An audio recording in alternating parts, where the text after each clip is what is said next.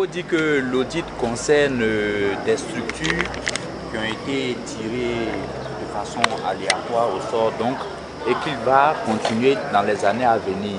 Et que tour à tour, toutes les structures qui émargent au budget de l'État seront auditées.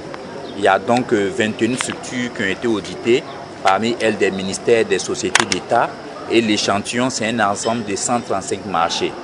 Globalement, il s'agit de passer en revue. Que dit la norme? Qu'est-ce qui a été fait dans la pratique? Le Code a dit, pour les procédures de passation, d'exécution et de suivi des marchés publics, quelles sont les dispositions à prendre. Et on constate des écarts. Au total, 58% des procédures qui ont été faites sont irrégulières, donc plus de la moitié. Il y a donc beaucoup de choses à faire. Il faut donc intensifier l'information, la sensibilisation et la formation. Il faut mettre à disposition de ces acteurs tous les outils, renforcer leurs compétences pour qu'ils aient tout ce qu'il faut pour être corrects. Évidemment, certaines choses sont faites de bonne foi, d'autres de mauvaise foi. Il faut aussi donc renforcer tout ce qui peut être sanction pour rectifier les irrégularités constatées. Dans notre dispositif, il y avait une certaine impunité. Et lorsque des entreprises soumissionnées à des appels d'offres se livraient à des manœuvres frauduleuses, à la corruption, on ne pouvait qu'être constaté. Et à la limite rendre, je dirais, leur offre irrécevable. Mais dès le lendemain, elles revenaient dans la compétition. Il n'y avait donc pas de sanctions. Et depuis 2014, un arrêté a été pris permettant à l'ARMP de sanctionner les entreprises coupables de manœuvres frauduleuses, de pratiques de corruption. Et aujourd'hui, une trentaine d'entreprises sont interdites de tout appel d'offres en Côte d'Ivoire pendant 2 ans. Et en cas de récidive, l'exclusion même peut être définitive. Donc aujourd'hui, c'est un système où l'impunité n'a plus cours. Et lorsque ces entreprises-là sont capables d'irrégularité, de manœuvres frauduleuses, elles sont sanctionnées.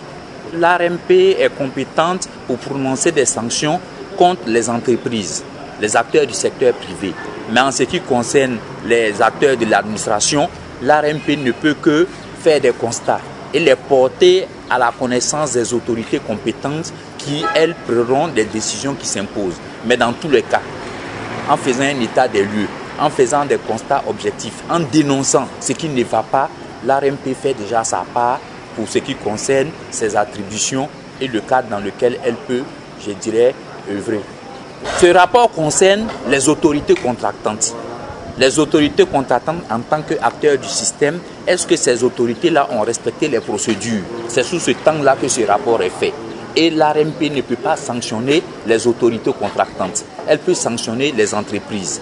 Donc en ce qui concerne, je dirais, les recommandations de cet audit, les observations qui ont été faites, elles sont remises à ceux qui sont compétents donc, pour décider, en dehors donc de l'autorité de régulation. Il n'y a pas un échec des réformes. Au contraire, les réformes permettent d'attaquer de front ce qui ne va pas. Quand par exemple vous avez un système qui est là depuis des années, où il y avait l'impunité, et une réforme autorise à punir, et que ce système permet de sanctionner une trentaine d'entreprises, c'est que ces réformes-là sont bonnes. Seulement, c'est un perpétuel mouvement. Et donc, ces autorités aujourd'hui qui sont en infraction le sont peut-être pour plusieurs causes. Les réformes sont récentes, l'information, la sensibilisation, le renforcement des capacités n'a pas encore peut-être été fait à cette hauteur-là. Il faut donc l'améliorer. Ce n'est donc pas un échec, c'est juste des constats de ce qu'il faut améliorer pour que ces réformes-là portent. Il y a souvent un décalage entre le temps, je dirais, d'émission de ces réformes-là et le temps où vraiment ça prend sur le terrain en termes de pratique.